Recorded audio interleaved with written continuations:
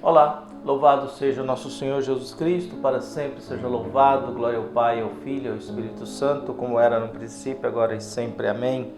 Queridos irmãos e irmãs, paroquianos da nossa paróquia Nossa Senhora da Abadia, Diocese de Cristalândia, graça e paz, que Deus abençoe a todos nós, unidos nesse terceiro domingo do Advento do ano C, dia 15 de novembro de 2024, o Evangelho tirado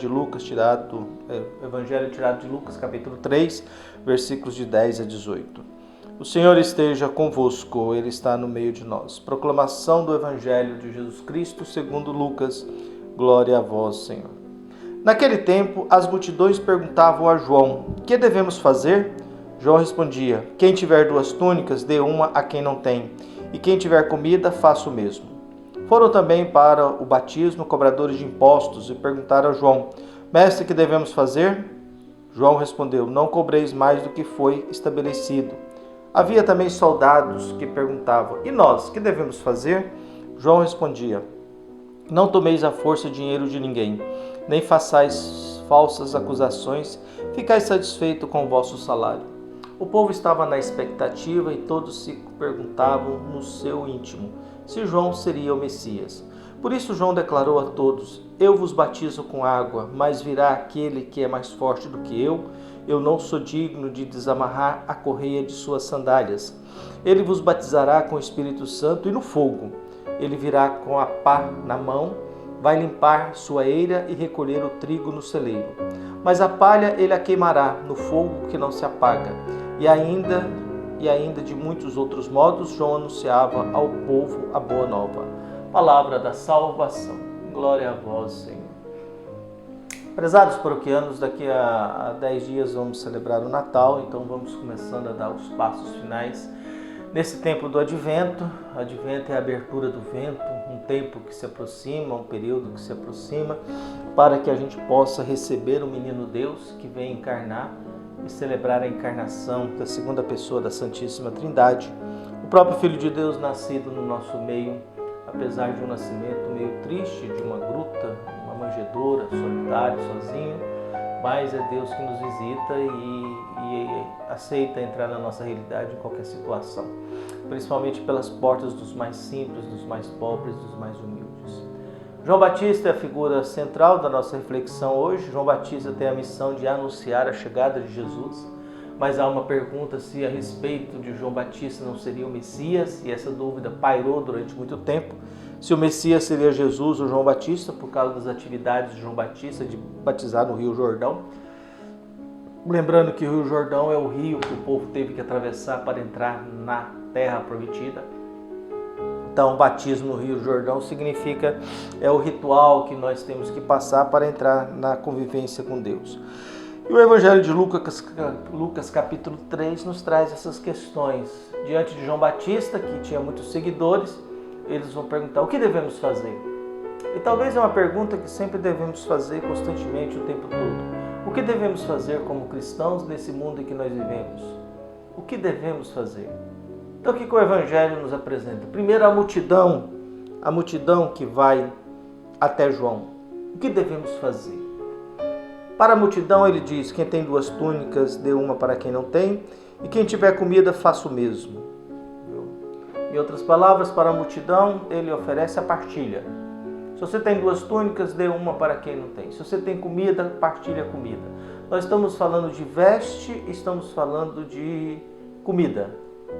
Veste é importante por quê? Porque a noite é muito frio, naquele mundo.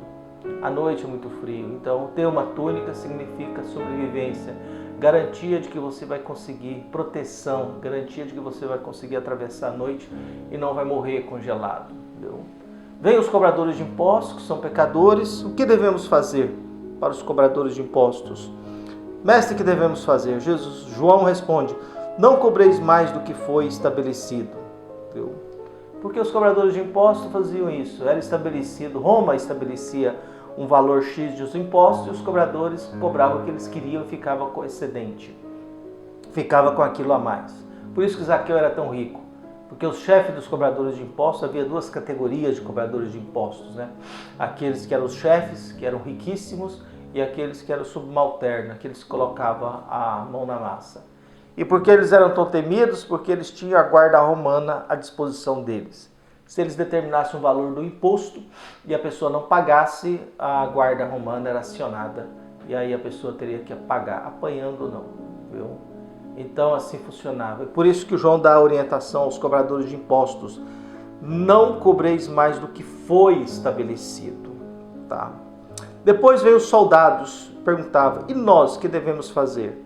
A orientação para os soldados é: não tomeis à força dinheiro de ninguém, não façais falsas acusações, ficai satisfeitos com o vosso salário.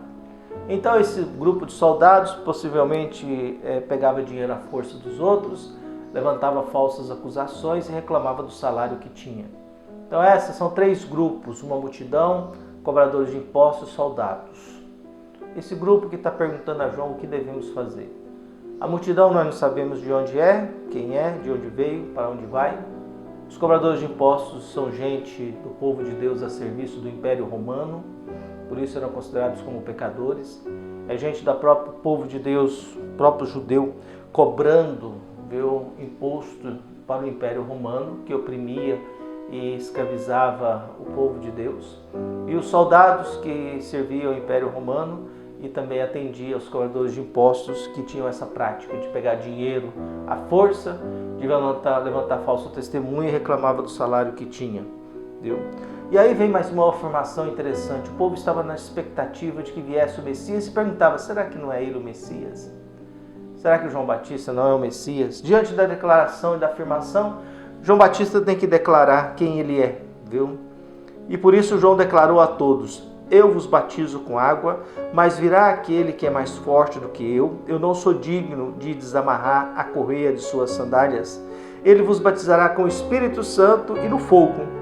Ele virá com a pá na mão, vai limpar sua eira e recolher o trigo no celeiro.